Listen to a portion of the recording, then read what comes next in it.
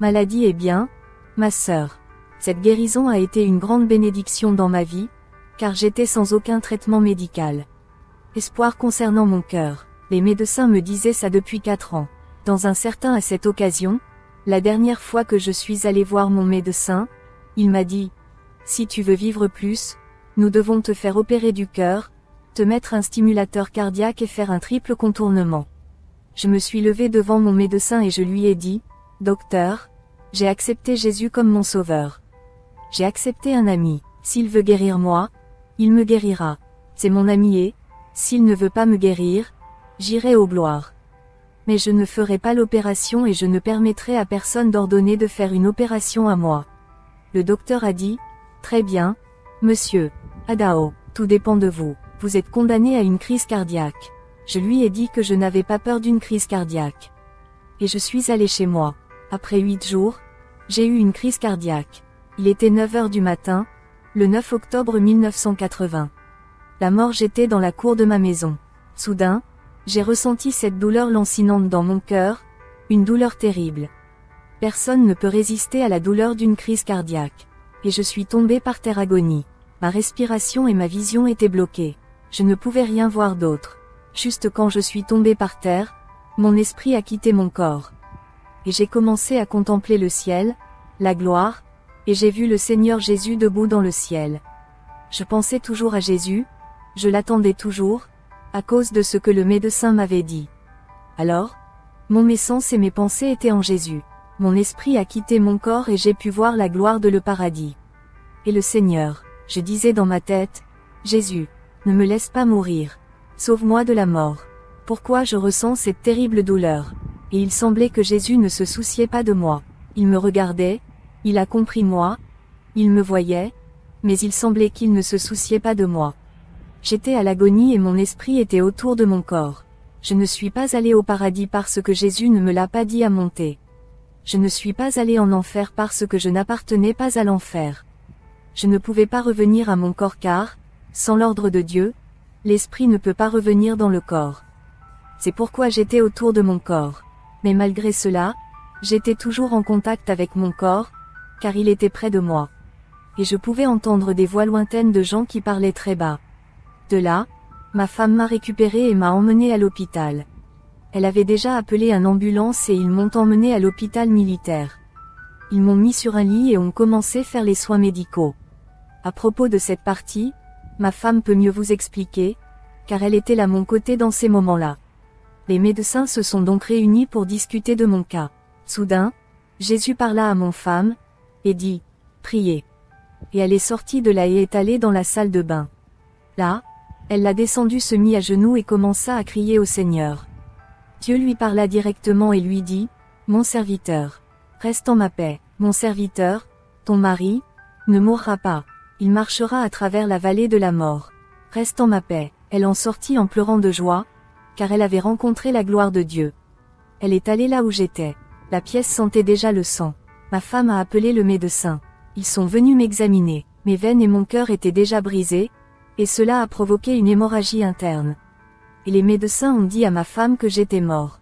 Ma femme s'est disputée avec eux et les a contestés, disant que je n'étais pas mort, que je ne pas mourir. Et ils dirent, « Madame, il est déjà mort. Son cœur est brisé. Êtes-vous fou? Ne vois-tu pas qu'il est déjà mort? Il fait une hémorragie, dit-elle. Non, il ne mourra pas. Dieu m'a parlé maintenant. Je pleure de joie, de gloire, parce que Dieu a rencontré moi. Jésus a rendez-vous avec moi dans cet endroit. Le Seigneur m'a dit qu'il ne mourrait pas. Et y a-t-il autre chose pour l'aider? » Les médecins ont dit, « Oui, nous pouvons l'emmener à l'unité de soins intensifs USI. » Et ils m'ont remis dans l'ambulance et m'ont emmené à l'unité de soins intensifs de l'hôpital de l'Université de Santa Maria I. Là, les médecins m'ont mis sur un lit.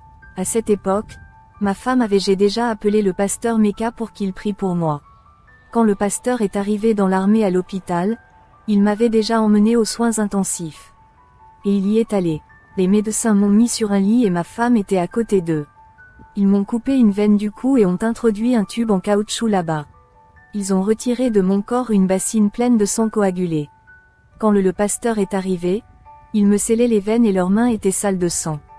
Ma femme leur a demandé de laisser entrer le pasteur afin de prier pour moi. Alors, ils ont dit à ma femme pour laisser le pasteur entrer et bénir mon corps, parce que j'étais mort. Ils se sont connectés moi aux équipements médicaux, mais les machines ne fonctionnaient pas, rien ne fonctionnait. Et le pasteur est entré et n'a pas prié pour ma vie. Au lieu de cela, il a prié en réprimandant la mort, détruisant la mort en moi. Et je suis resté là. Il est sorti et je suis resté là. Ils m'ont mis sur un lit et couvert moi avec un drap. Alors, j'ai commencé à contempler le monstre de la mort. Elle était à l'antenne, venant du côté de l'ouest. Un terrible monstre. Je voyais la mort. Et, dans l'esprit, j'ai commencé à crier de Jésus me sauver de la mort et de demander la raison pour laquelle la mort me porterait, car j'étais épargné en Jésus. Et elle est venue et s'est arrêtée dans les airs, à environ 10 mètres de moi. Et elle m'a regardé. Elle était un terrible monstre, la tête pliée, une robe noire, le visage a été déformé, les yeux étaient 2 trous de feu, la bouche était tordue, avec de grosses dents, comme un vampire, un long nez, comme un crochet, bras squelettiques, les ongles du feu, et une faux dans sa main droite. La partie inférieure de son corps était comme un nuage, comme un volume noir d'obscurité. Et elle s'est levée vers le sol de l'ICU et a commencé à ramper comme une limace. Elle a laissé une piste noire sur le sol, quand elle rampe. Elle a atteint le lit. Quand elle a atteint mes pieds, ils sont devenus complètement noirs quand elle les recouvrait. Et j'ai senti la froideur de la mort. J'ai senti la douleur de la mort. J'ai senti sa froideur. C'est 3-4 fois pire que la froideur du congélateur d'un réfrigérateur. Et elle venait lentement, parce que la mort vient presser, elle est venue lentement. Et elle me couvrait en noir, le lit et mon corps. Frère Adao, est-il vrai que vous étiez mort pendant 3 jours, sans aucun signal de vie, sans respirer et sans battement de cœur? Est-il vrai que, dans cette période, vous avez été rattrapé? Visitez Hadès, c'est vrai, sœur. Les médecins ont remarqué et prouvé que j'étais mort pendant 3 jours. Cela a été confirmé par les médecins. Je n'ai pas été emmené à la morgue parce que ma femme n'a pas permis. En premier lieu, Dieu avait parlé que je ne mourrais pas.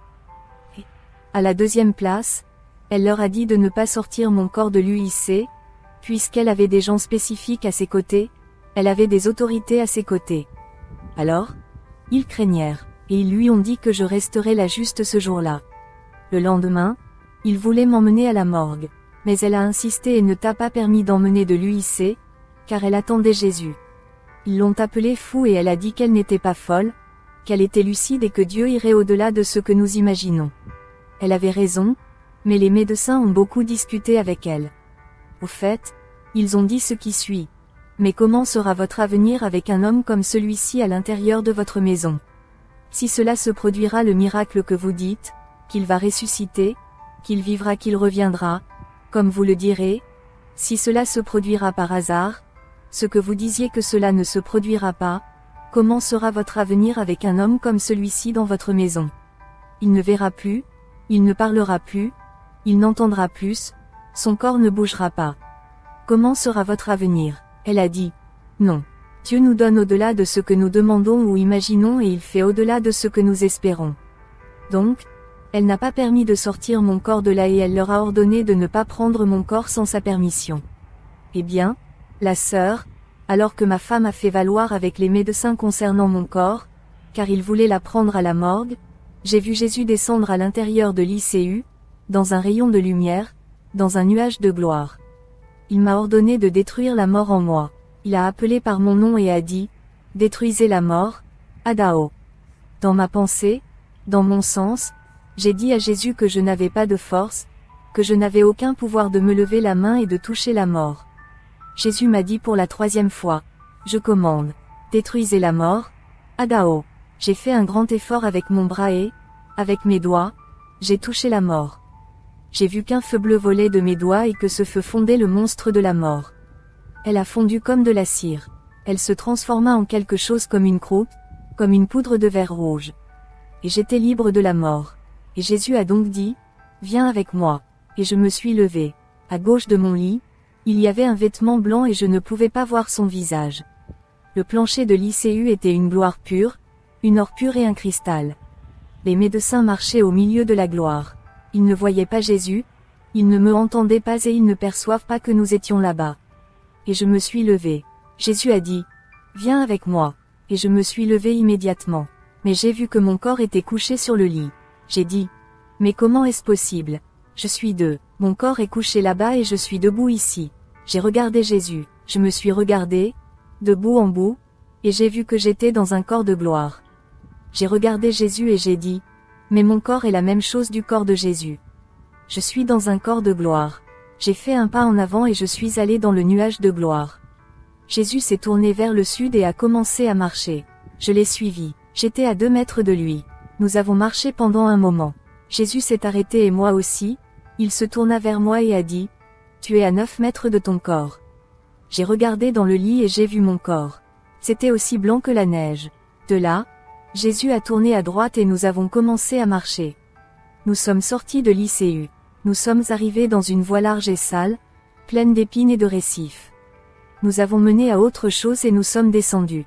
Nous avons commencé à descendre l'abîme et il devint plus sombre. Le chemin devait être difficile. Et nous avons poursuivi et sûr. Le chemin devait dur et dur, des obstacles, de grandes pierres, des épines, il y avait beaucoup d'obstacles. Et il y avait des démons qui ont commencé à attaquer sur la voie. Mais ils ont laissé le chemin gratuit, car Jésus était toujours léger. Ils ne pouvaient pas voir la lumière. Ils ont vu la lumière de Jésus et ont disparu. Et nous avons porté et sûr, trop éloigné de la terre, trop lointain, où la pensée de l'être humain ne peut pas atteindre. Et nous nous sommes transportés jusqu'à ce que Jésus arriva devant une porte noire, une immense porte. Et il a touché cette porte. Jésus a touché cette porte avec ses doigts. Et la porte s'est complètement ouverte. L'enfer a été ouvert. J'étais terrifié. Je voulais m'accrocher à Jésus. L'enfer est terrible. Et Jésus est allé dans l'enfer et moi aussi. Il se leva à gauche de la falaise de l'enfer. Mais j'étais terrifié quand j'ai vu le démon qui a ouvert l'enfer. C'était un énorme démon, avec les caractéristiques suivantes, tête de cheval, dents comme un vampire, yeux de feu, embouchure de feu, corps de carapace, comme un alligator, complètement couvert par des épines, pieds ronds, comme les sabots d'un cheval, armes longues et grandes, des ongles longs d'incendie, doigts squelettiques. Mais ce qui m'a inquiété dans l'entrée de l'enfer étaient les hommes monstres. Il y avait des milliers et des milliers de monstres hommes à l'entrée de l'enfer, dans une position de premier plan. Leur corps était déchiré, certains avaient la tête d'ours, d'autres avaient la tête de tigre, d'autres avaient la tête de lion. Et leurs mains et leurs pieds étaient des mêmes bêtes mentionnées. Et je pensais, ah, ceux-ci sont les pasteurs qui ont dévié des voies du Seigneur et viennent en enfer. C'est pourquoi ils sont dans une position de premier plan ici. Mais ce n'était pas ce que j'avais pensé. Jésus m'a expliqué, non. Celles-ci que vous voyez comme des monstres sont ceux qui blasphèment contre mon esprit. Et tous ceux qui blasphèment seront transformés en monstres ici en enfer. À cet endroit, j'ai commencé à regarder les cris, le désespoir et la souffrance des âmes. Les âmes étaient squelettes et sécheresses. Leurs yeux étaient bombés et défigurés. Et les démons étaient en orgie de fête avec les âmes. Ils ont creusé des lances de feu dans les âmes. Les cris et le désespoir des âmes en enfer sont terribles. Ils ont regardé à Jésus, comme s'ils voulaient de l'aide. Mais ils n'ont plus d'aide. Et j'ai levé mes yeux au nord et j'ai vu quelque chose devant l'entrée d'un très grand tunnel. Il y avait une inscription dans laquelle a été écrit « Roi des ténèbres ». Et au-dessous de cette inscription, Satan était assis sur une chaise noire, à la tête d'une table noire, entouré d'autres chaises noires. Et il était très en colère.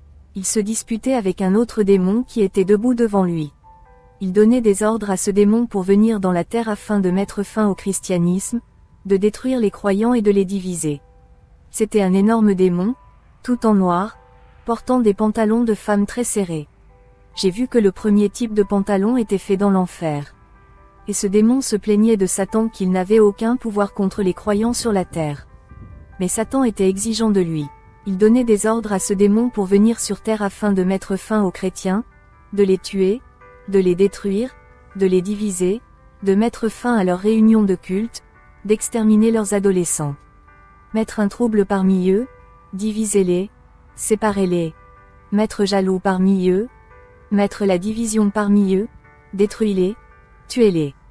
Diviser les couples chrétiens, mettre jaloux et envie parmi les couples et parmi les croyants de la terre, détruisez-les. Et que Dimon se plaignait qu'il n'avait pas de pouvoir.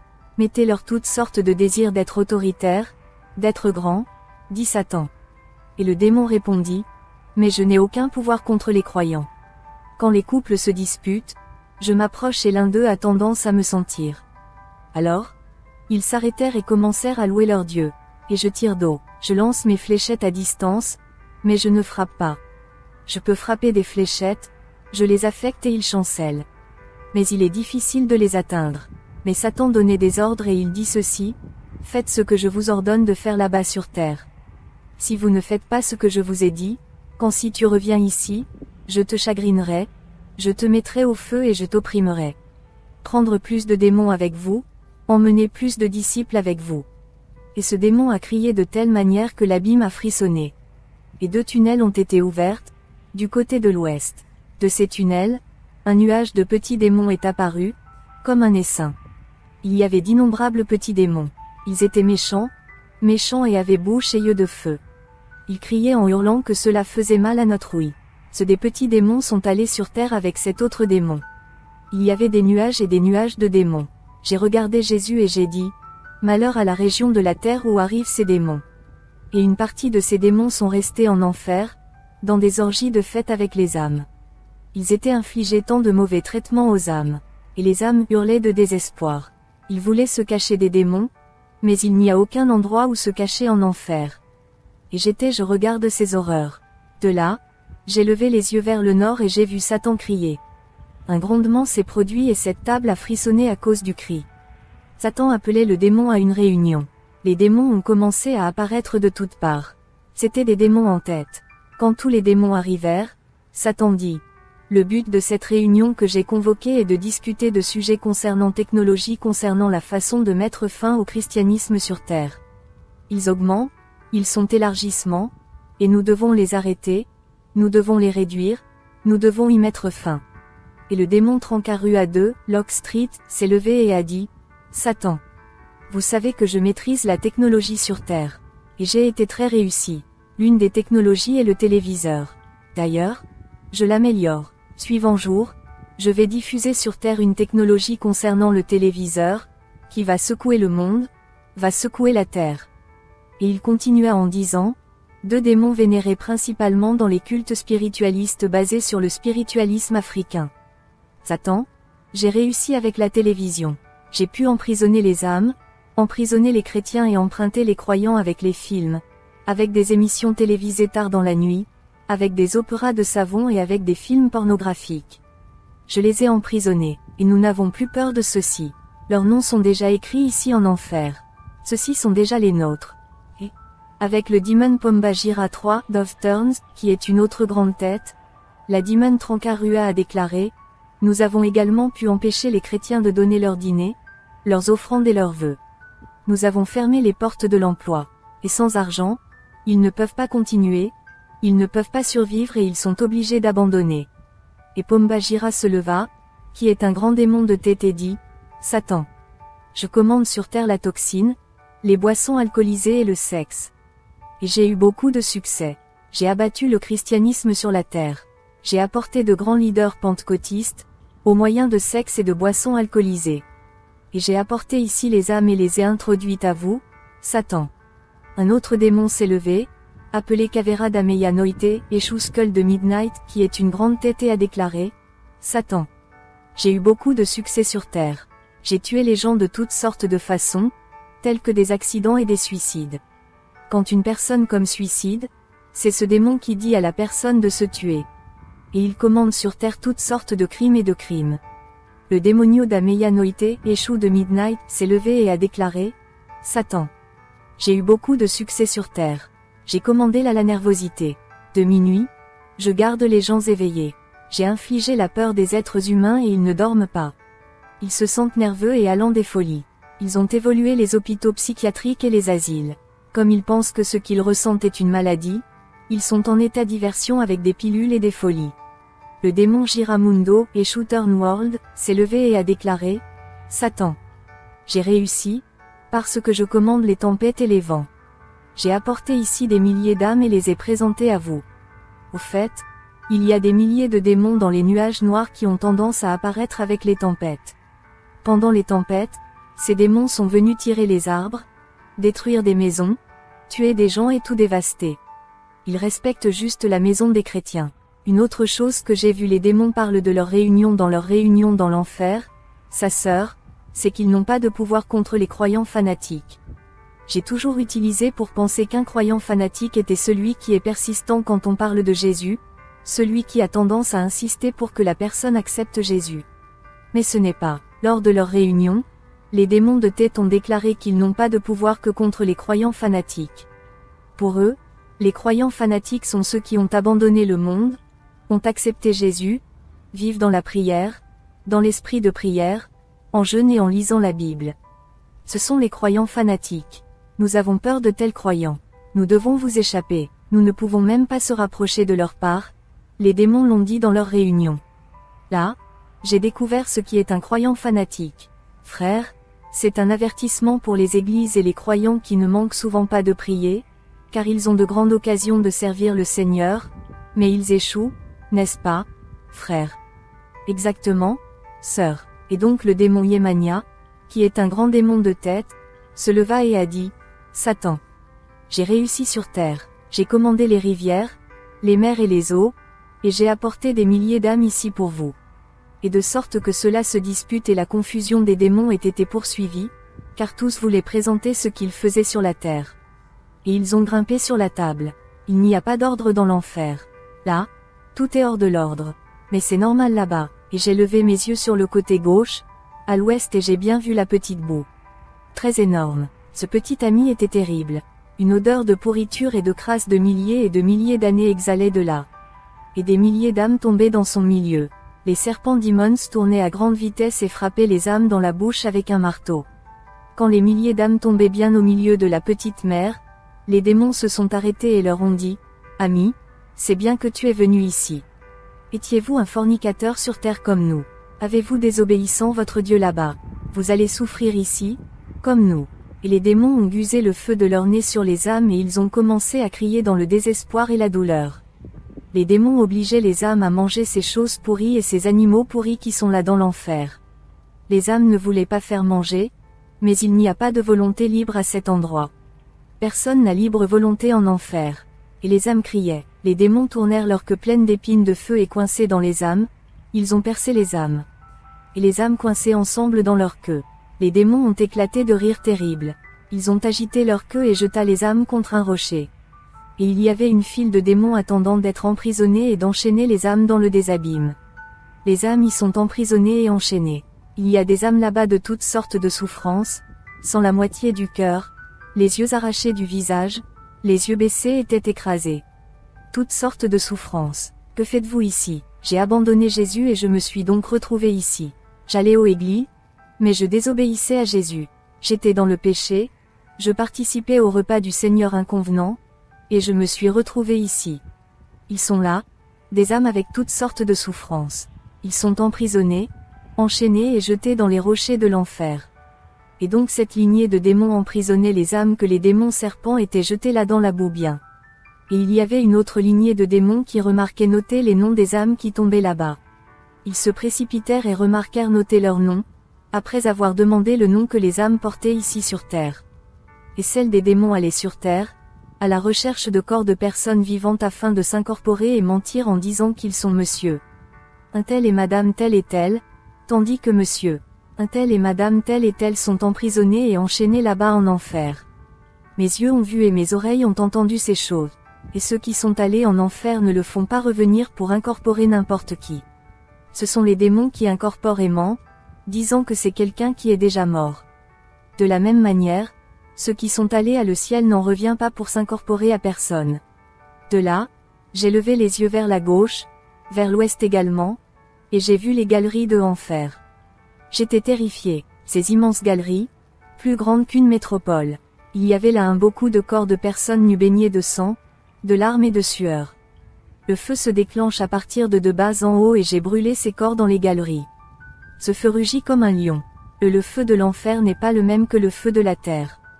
Le feu de l'enfer est rouge comme le sang. Il rugit et brûle ces corps nus qui ne peuvent bouger. C'est tellement terrible à voir. C'est terrible. De là, Jésus a continué avec moi, vers le sud. Nous avons marché un moment et Jésus s'est arrêté. Nous nous sommes tournés vers l'ouest et Jésus m'a montré le gouffre sans fond. J'ai regardé vers le bas. C'était très profond, et il était couvert de fumée. J'ai regardé au-dessus et j'ai vu un énorme mur lisse. Il n'y a pas sur terre un mur comme celui que j'ai vu là-bas en enfer. Le summum de cet immense mur menait à une falaise. Au-dessus, sur cette falaise, il y avait une très belle pelouse. Il n'y avait personne sur cette pelouse. J'ai baissé les yeux à nouveau. Au bout d'un moment, j'ai levé les yeux encore une fois et il y avait déjà beaucoup de monde là-haut. Ils étaient tous en blancs vêtements, mais leurs vêtements étaient trempés. Et ils étaient tout près du bord de la falaise. Je les regardais, inquiet. Mais ces gens vont tomber de là. Des milliers et des milliers de personnes ont commencé à apparaître là-haut, sur cette pelouse. Après tandis qu'un énorme démon est apparu, comme une grosse chauve-souris. Il avait des dents comme celles d'un vampire, des yeux et bouche de feu. Il a atterri là-haut, sur cette pelouse. Il a regardé le visage des gens et éclata d'un rire terrible. Et ces gens ont commencé à crier de panique et de désespoir. Il a commencé à rabaisser ces gens. Ils ne voulaient pas tomber. Ils sont tombés avec les mains et les pieds élevés, car il était terrible de regarder. Alors, ils sont tombés avec le dos tourné, et le démon les poussait. Leur visage était blanc, mais c'était sale et trempé. Ce sont les gens, la sœur, qui ont tendance à dire sur la terre qu'a un peu d'esprit, que Jésus ne veut que notre cœur. C'est la saleté dans les vestes spirituelles. Et, sans aucune pitié, ce démon jetait les gens dans la fosse sans fond. Je l'ai vu jeter les gens. De là, Jésus continua avec moi. Nous avons marché pendant un moment. Jésus s'est arrêté et m'a montré le lac de feu. J'ai envisagé le lac de feu. Le lac terrible. C'est comme un monde énorme. C'était bouillonnant. Il n'y a personne dans le lac de feu. Il n'y a rien là-bas. Il est vide. Et c'est comme un grand monde. Il y a assez de place pour la terre entière du lac de feu et aussi pour d'autres mondes, s'il y aurait d'autres, parce que le lac est énorme et génial. Les démons s'enlèvent du lac de feu, ils ne peuvent même pas se rapprocher, car la température est terrible à cause du feu et du soufre. Cette chaleur est 1000 fois pire que la chaleur du fer que les hommes fondent sur la terre, lorsque le fer devient du liquide et se draine comme de l'eau. La chaleur de l'enfer et du lac de feu est terrible, c'est des milliers de fois pire que la chaleur de la terre. De là, Jésus a poursuivi avec moi. Nous avons marché pendant un moment et tourné vers la gauche, vers la sortie de l'enfer. Nous avons commencé à marcher pour une rue qui était au-dessus de la rue que nous avons marché pour aller dans l'enfer. Nous avons marché pendant un moment et Jésus s'est arrêté et m'a montré l'endroit où était le sein de Abraham. Cet endroit est comme un paradis. Il y a un jardin là-bas. Il y a un arc-en-ciel qui sert de frontière. Les démons ne peuvent pas y aller, ils ne s'approchent même pas de la frontière. C'est un endroit réservé, car le boson de Abraham était là. Lorsque Jésus a crié sur la croix du calvaire, il enleva son peuple et les a emmenés à sa gloire, et ils sont là dans la gloire. Et ainsi, à partir de là en enfer, il est possible de bien voir cet endroit.